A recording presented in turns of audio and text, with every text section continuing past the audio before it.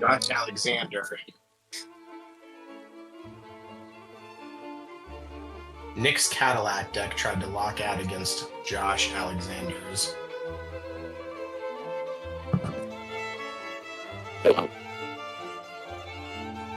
Hey guys, sorry, we jumped right into this next round, so looks like we have got Cory Sims, who we saw in round 1 on the right. He's playing against Ricky on the left. So they are both drawing their initial hands. Let me take a look at their decks here. So this is going to be interesting. So Ricky is doing a Beyonder deck. For those of you who don't know, Beyonder counts as 28 points for deck building.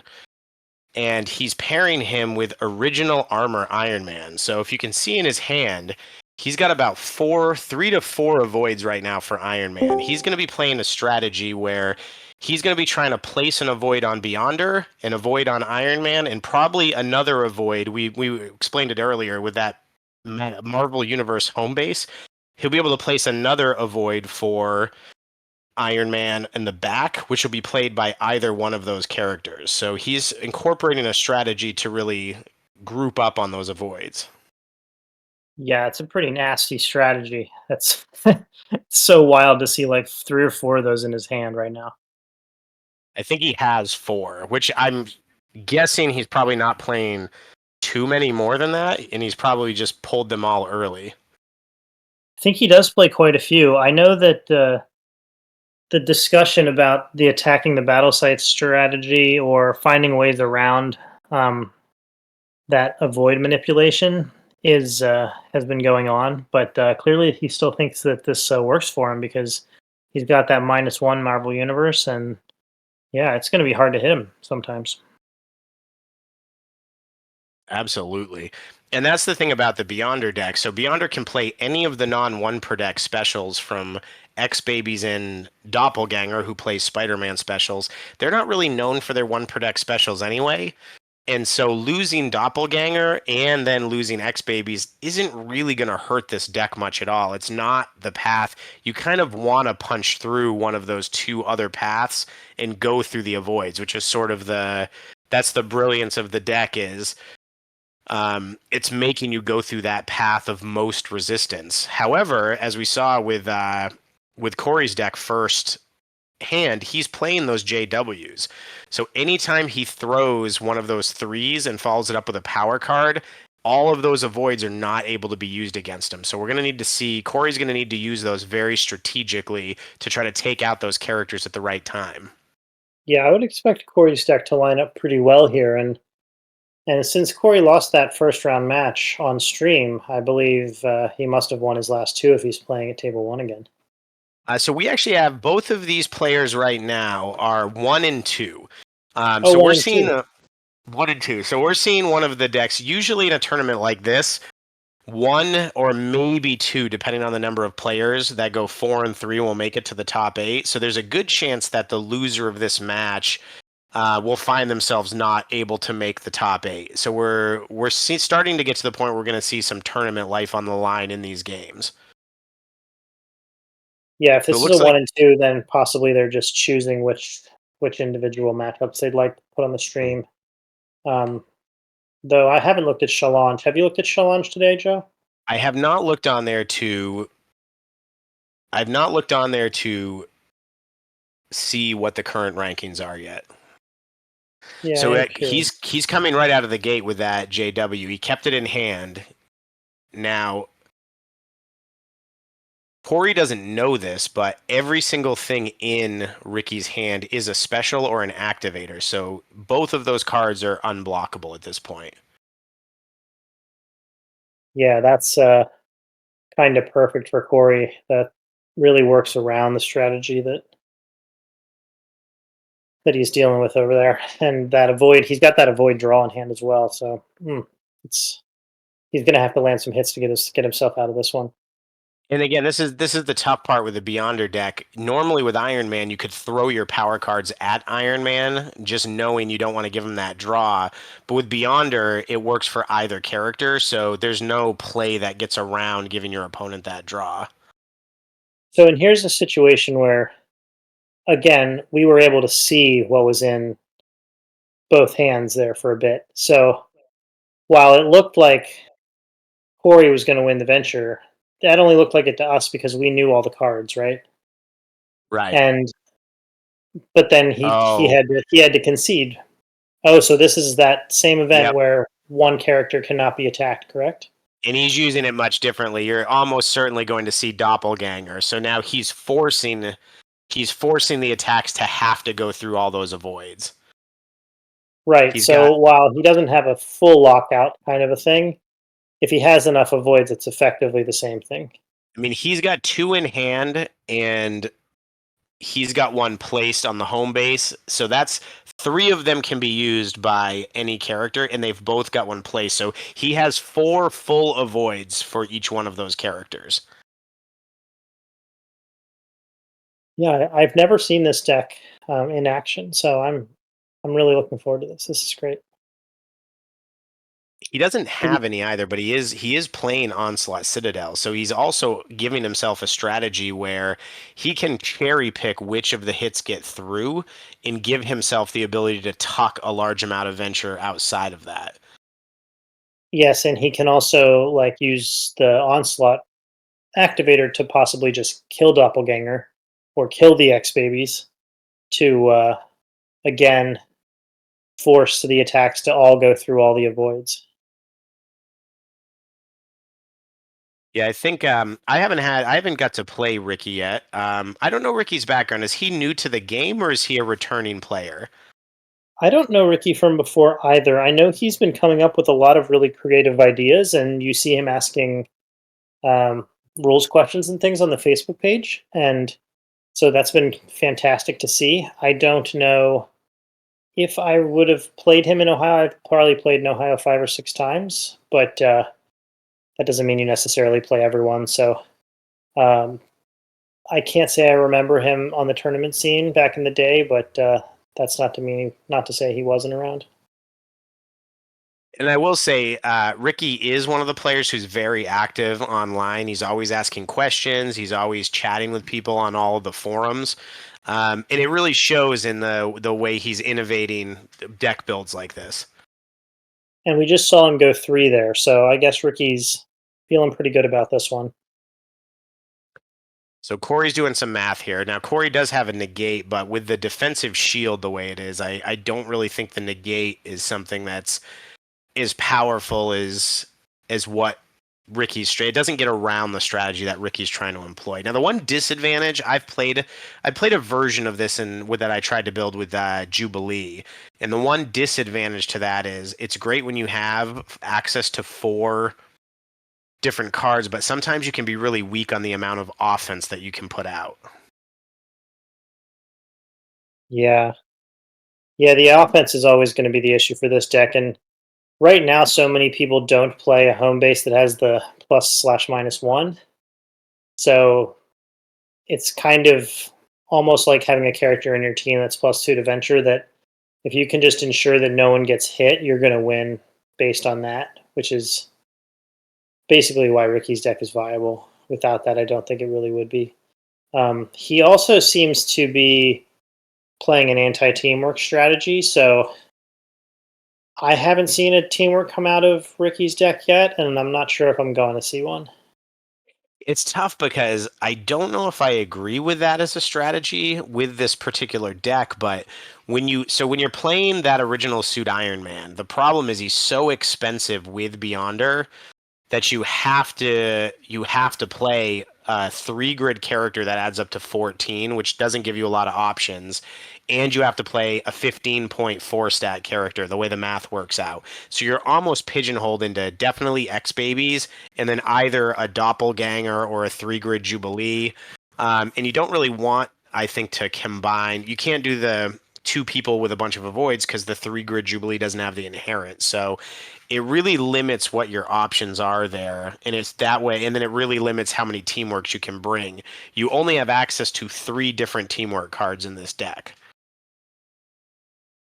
Yeah, Just so the I mean, six why? strength and yeah. And your follow ups just aren't going to be good either. So even on the ones you can play, so I think it's a good choice of a deck to go anti-teamwork. Typically, it's pretty painful to choose not to play teamworks because you only have so many good card slots in your deck, and you run out of good cards to put in. But in this particular case, Ricky can almost play as many straight avoids for Iron Man as he really wants to. Um, I can't imagine how hard it was to actually decide what the right number was. Possibly he just put the other cards in his deck that he wanted and then filled the rest with avoids. But When I I'd did be my curious to version of hear what it, he thinks. I played 12, and I can tell you it was not the right number. Too high or too low? I would definitely end up in situations like this where I could avoid 4 to 5 attacks automatically, and I just couldn't generate enough venture to win. And we're sort of seeing that situation here where even this 6 venture that's going to land from Cory is probably enough that he's going to pull out the hand, and the bet 3 is gonna Well, end so up the being a JW with 4. okay. So he's only got the 3. But Cory's got the stars and garters out, so it's going to be really hard for any amount of venture to. Yeah, Well, I let's don't see. think a hit's actually landed yet. I know that looked very deceiving, but That is just true. Yeah, I thought that in the sixes last battle too. So now I take it back. They're both. Cory is up essentially. If you count the stars and garters, he's got 4 cards. He's got 3 placed, the stars and garters, the 4 that's currently in attack, and the card in hand. Ricky's got the avoid on the home base that can be played by anybody and 3 cards in hand. But one of them is the Colossus 6 that -4s to venture. If he can push that out at the end, that does count as 10 venture. So yeah, and there's also the possibility of throwing that 6 - 4 against the battle site. And one of the tricky things with like the Jubilee activator, for example, oftentimes the Jubilee activator goes to get a teammate avoid, so that wouldn't really work to protect the battle site. that's a great point. That could very much end up being a dead card if it's played around properly. And with the +1 to venture, that 4 venture is going to act as a 5 when you go to calculate it. So throwing that on, if he could lets that 4 hit and the 6 is successful against the site, he's still winning the venture right now in that situation. Yep. Yeah, I agree. I think he knows it too. I'm sure he's thinking about it. So it looks like what he has in his hand is a 7 intellect and a 5 any power. Yeah, I wasn't sure what the other power card was other than the 7, but Yeah, that's the 5 any power from it's a the new from the 5. Any Hero Essentials set.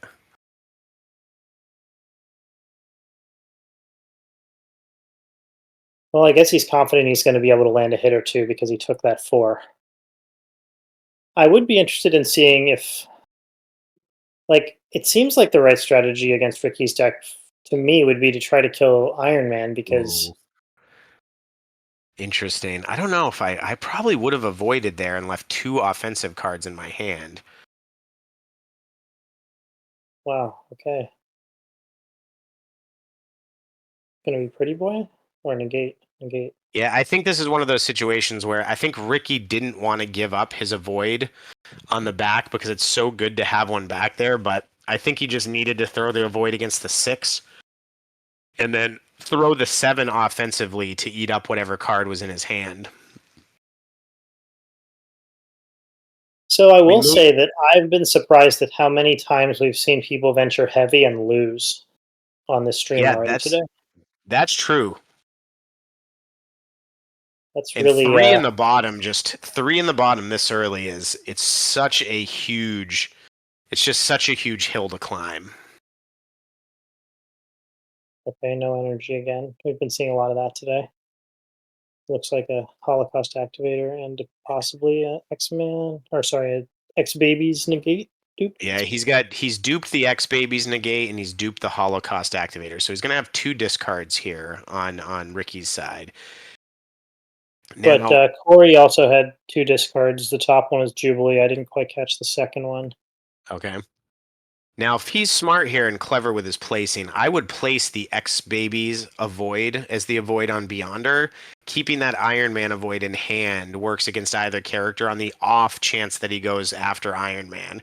It's very unlikely he would attack Iron Man, but or he's going to place the negate, which also makes sense. Yeah, I guess he wants to make sure he has that access to that, especially after duping it. And yeah, he's gonna not have to worry about if he's gonna get to use that avoid because clearly the goal is to kill Beyonder, or at least it would appear right now. So he's probably gonna get to use that X Babies avoid anyway.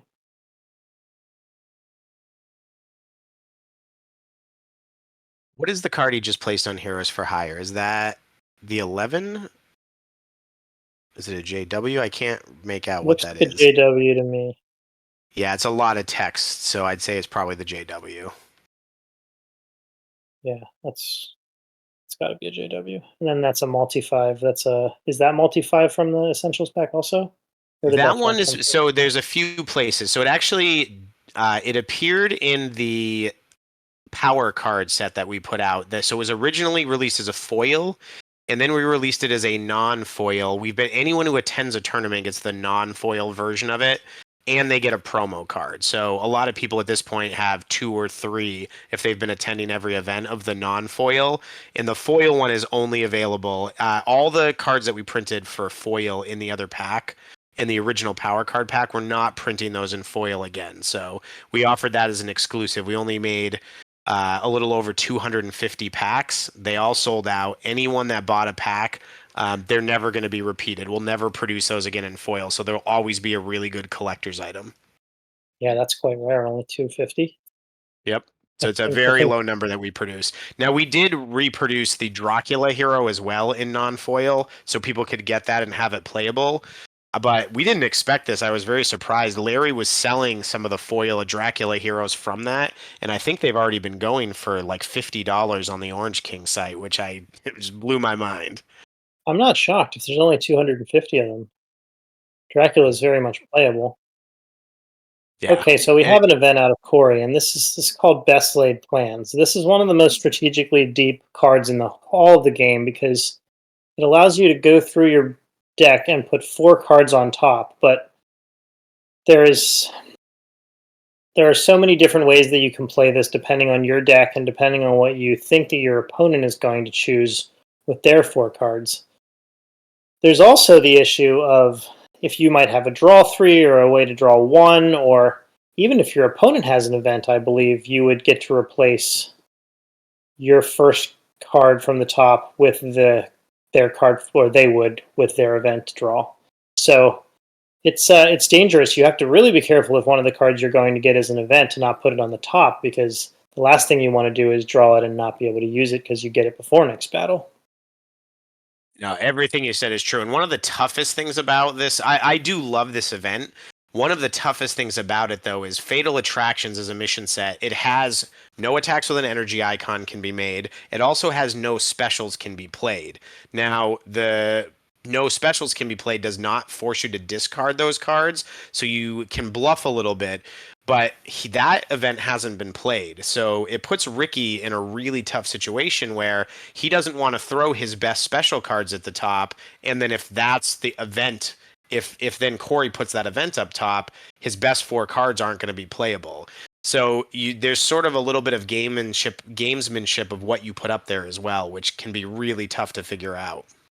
Yeah, and that's really powerful, a powerful spot, because that event not being out yet, like you said, he might not want to put his powerful cards on top. But if Cory chooses not to get that event, or might not even be playing it, and does go get all of his powerful specials, I mean, it's going to be pretty hard to beat 4 powerful specials with a pile of power cards, or a teamwork and some power cards. So there's just 100%.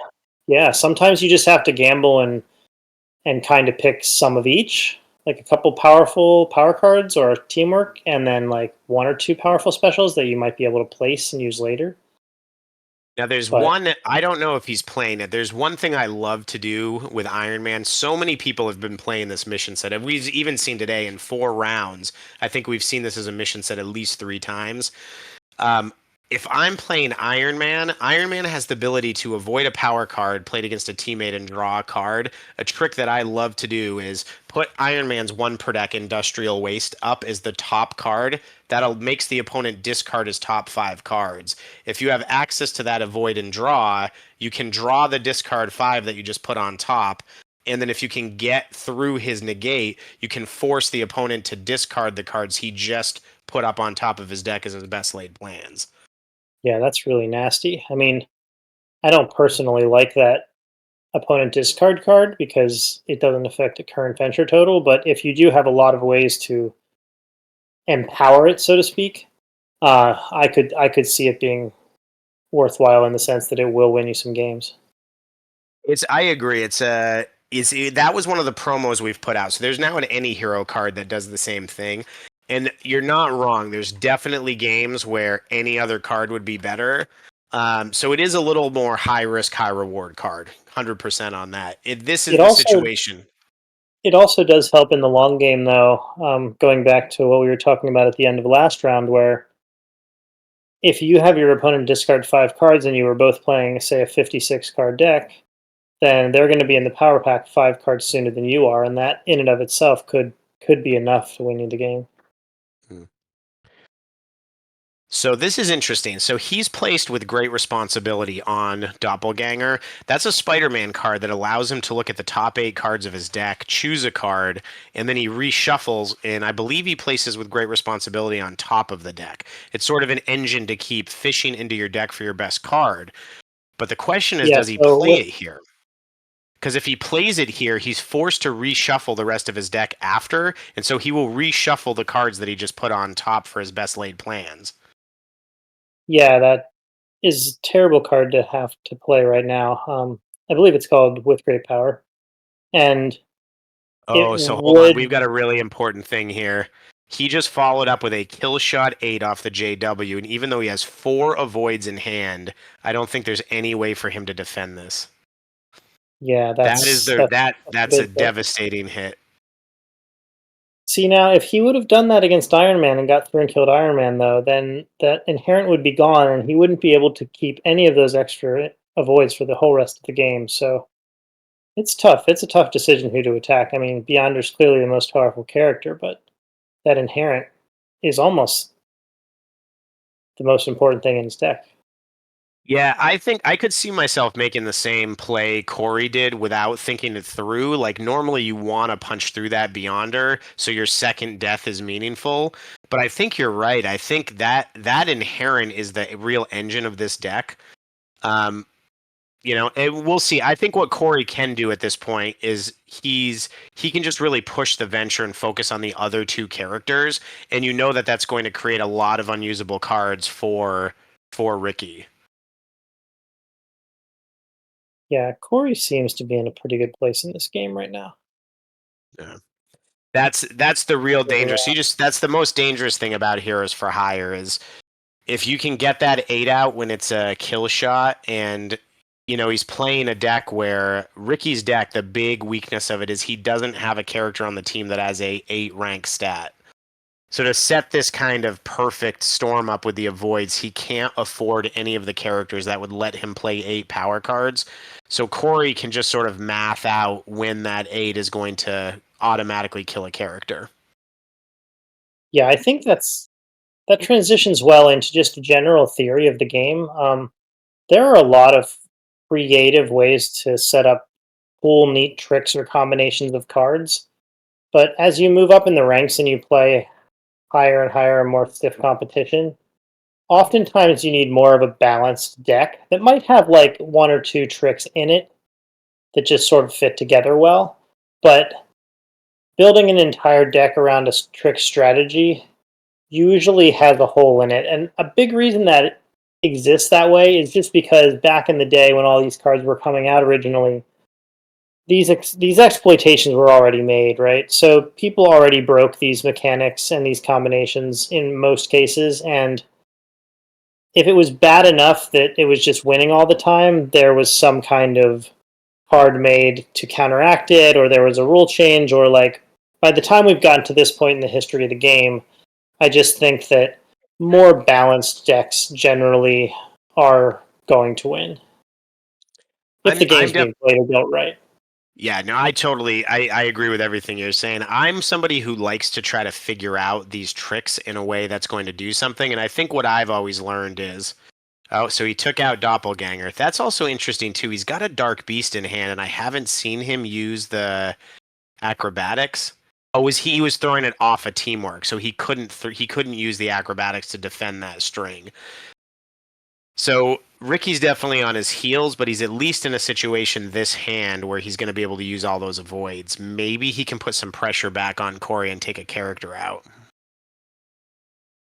Yeah, I'm pretty sure Corey's going to get this venture with the amount of hits he's already got down, but Yeah, I mean, I don't see any world where Ricky's reaching over like he wants to concede. I think he's explaining to him that he couldn't use the acrobatics because everything was a teamwork attack. So I was saying I'm somebody who really likes to try to choose and build decks that are trick decks. And what I learned is sort of to the same thing you're saying. You could you can build a trick into a deck, but you can't lean into it too hard. If you start to lean into it too hard, I feel like that's where you get a foundational flaw in the deck that it just isn't going to defend against an onslaught of teamwork cards or some of the like fundamental things that all the decks can do pretty consistently. yeah, and like you said, with him not having access to a level 8 in this deck, now that's not to say you can't play a deck without an 8 and win a tournament, but I can't tell you the last time I remember winning a tournament without an 8. Do you? Dave hasn't won with it, but Dave's done pretty well with that. Dave had a very interesting Deadpool deck, if you've ever played against it, that didn't use an 8. Um, it was a combination of Deadpool and Nightcrawler, and I want to say he did Alpha Flight, and then for a while Reavers, but it was really exploiting the Marvel's card for Deadpool, the Knock 'em Silly, and it was a brilliant deck. And he definitely top aided with it a lot of times, but he just never was able to quite spike that victory. But again, his whole strategy was not leaning into too much. His strategy was he was playing a lot of small attacks that were on type, allowing people to let them hit. So he'd play on color allies, and then Knock 'em Silly is a non-numerical attack that says for every hit on the character, you have to discard a card from hand. And so he was setting up a situation where he had pretty consistently non-one per deck discard threes. He was doing some other stuff too. He was overwhelming the defense with non-numerical attacks, so a lot of DZs from Nightcrawler. It was a fantastic deck. It didn't win one yet, but that's the only one I can think of that didn't play an 8 ranked character at all and was consistently making the top 8. Yeah, I know back in the day I was originally, especially before missions and stuff, playing some of those 7 max decks because the stats just lined up a lot nicer back then, but now with all the different battle sites and any heroes and the different options, it seems like an 8 ends up in most decks. Well, I think also too the one bad thing about the direction the power creep took is the rank 8 characters that had a 6 or a 7 in a substat also were the best 8 characters. So, Spawn and Heroes for Hire are allowing you to bring 2 main stats out of the 4 that are a 7 or an Right. 8. Yeah, if it was a Um, 6, it wouldn't be as bad. Sure. And just so people know what that card was that was played out of the Outback that was negated, I believe. That long shot card, if it were to hit, would have allowed Cory to search through his deck and get an aspect card. And typically, the only aspect card he would be playing would be the level 4 A next card. But it's still extremely powerful to have 2 different stats and 2 cards for the price of 1 if you can get it to hit. and it allows you to make another attack. So if he throws the long shot through Daredevil, and then it hits. He gets the 4, throws the 4. He still has the ability to throw a third attack. I've seen that. I've seen people think, oh, they've got one card in their hand and one placed. My guy's safe. I'll get a big hit out, and I've seen that go 5. Then they fetch the 4. Then they throw the other card. Yeah, it's a pretty nasty combination. So we did have an event here on Ricky's side, and that event is called Sabotage. And what that does is it makes you discard all multi-power cards. In hand as well. It just says discard all multi-power It says cards. discard all multi-power cards, so I guess that means placed and in hand. unless there Interesting. was an errata or something. As far as I would know, that's just a blanket. Yeah, that could be a devastating card. It it looks like it doesn't actually hit anything either character brings, Yeah, I didn't see it or hit either anything. player. Feels like these games are flying. Yeah, I mean, we've only got 10 minutes left in this one, right? And I'm curious to see if maybe this one will end before the time cut off. But yeah, once the tournaments get going, it does just feel like time flies by because you're just so in the moment. You know, you're so focused on what you're doing, and that's one of the beauties of how these games take you out of your ordinary life and really give you about like a refreshment to the world and that you need. Cory's in a pretty good position, and Cory's also just placed basically a full defensive shell. He's got the 9 or less avoid on Daredevil. He's got the 9 or less avoid on Sable. He's got the negate on Beast. He just has more placing slots. He only kept one card in hand. I think even though he has the ability to go 3 for the win, I think you're going to see him just run no matter what. I think Ricky only has 3 cards in his middle, so even if he goes 3, I think you're just going to see an auto run. He goes 2. If he goes 2, you're going to see Cory just immediately run, and he's going to go into the next hand with a 5 card placing advantage. 4 cards. I missed the one on Marvel Universe, but I think you're going to see Cory run pretty much no matter what here. Seems like the right strategy. Yep, that's exactly what happened. And this is really going to be the end of it here. He's, unless he gets extremely unlucky with duplicates, he's just going to have such a card advantage. He's probably going to bet 4 for the win here and just try to kill all of either kill all of Ricky's characters or just generate an insane amount of venture.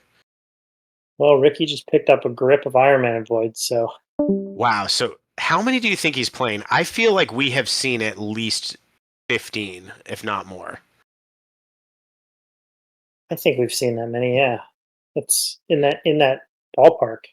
We saw 4 in the first hand, 4 in this hand. So we've seen 8 just in these 2 hands, and then all of the other hands, how many have been drawn? I bet he's got like 17 of them in his deck or something. 17 or 18, maybe.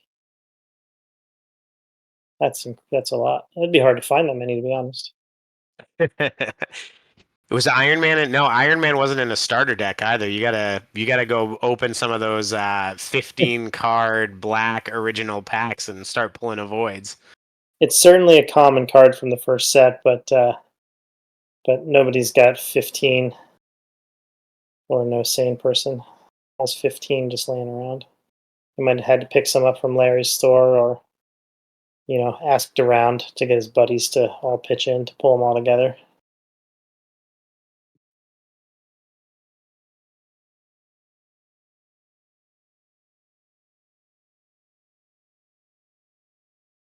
Yeah, I'm really curious to see if we see a venture for the win here or not. So he actually has 3 in the middle. So he'd have to go 5 for the win. I really think, honestly, I'll tell you right now, the reason that I think if I was in Cory's position, I would push that out. He's going to have a lot of avoids for Iron Man if you're in Cory's position. You have a ton of cards. He's going to go for it. So he's going 5 for the win. He's giving him those 3 cards. He can just sink all of his power card hits and in 2 icons of everything else onto X Babies and just put an insane amount of venture onto them. Yeah, that is a really good point. So, what an incredible drawback to not X Babies never dying, right? Normally, you would think that's a benefit, but in a situation like this, especially with you sort of being forced to play X Babies in this deck to get the numbers to line up, this I bet comes up for him quite a bit. That he has X Babies taking hits and not dying, and it being an issue for him. So he does have one thing he has in hand that's interesting. I always want to play this card more, but I feel like it doesn't quite have the juice. He is playing Marvel Universe with the home base. So any special that's in play from Cory at the end of the hand gives him a -1 to venture. Now, it doesn't really look like it's going to affect Cory in this situation. Oh, interesting. He's going for Iron Man. He's going to try to punch through those avoids. I So feel like he's going to regret this choice. I believe it's actually -3 for every special card in play. Oh, So well, that then I take is it it. back. If it's -3 per hit, that's actually that's really Yeah, a really interesting card to play. it's not negatable because it's an aspect card, and yeah, it could have a crushing effect on the final outcome of the hand. But that being said, that is an 8 strength power card, and that is not going to help the universe. I again, we know what cards each player has, and Cory. I think Cory's looking at this and still thinking of trying to kill Iron Man, where he let the 8 hit too with 3 avoids. I'm really surprised about that. I am very confused about that as well. Was it off of JW? It must have been off of JW. Oh, so this is interesting. So this is the gamesmanship here. He put the 8. He put the teammate avoid a power card draw on the home base and showed it to try to make it so Cory doesn't want to throw a power card at the X babies. Yeah, he absolutely did do that on purpose. And it worked. I mean, maybe he was going to attack X babies, maybe he wasn't, but certainly he got him to attack Iron Man. And got him to punch through 4 avoid 1 attacks. Yeah.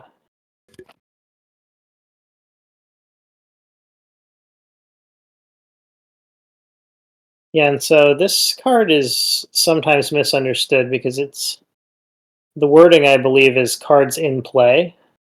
Mhm. And I think that the way this works now is anything in permanent record or current battle would qualify as a special in play. Correct, Joe? Oh, I believe that's absolutely true. So any cards of the remainder of game effect or remainder of battle effect or any hit in permanent or current, I believe would all trigger that Marvel universe. Currently, we don't have any, but usually you do. So that's then another question is I'd have to look at the wording, but is it what it is at the end of the battle, or is it as it's being played? Believe it's just a static effect that would last for the battle. Let me look it up right now so we can get the full Oracle text. I'm kind of guessing that it checks it at the end of the battle, but I would think that the card itself is a remainder of battle card, so it would affect anything at any point that it's played. that'd be my guess as well. Okay, here comes another avoid.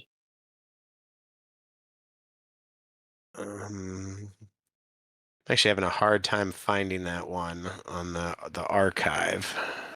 Sometimes I'll just search eBay to try to get to see if I can read a card. If you look up all the aspects, you'll find it.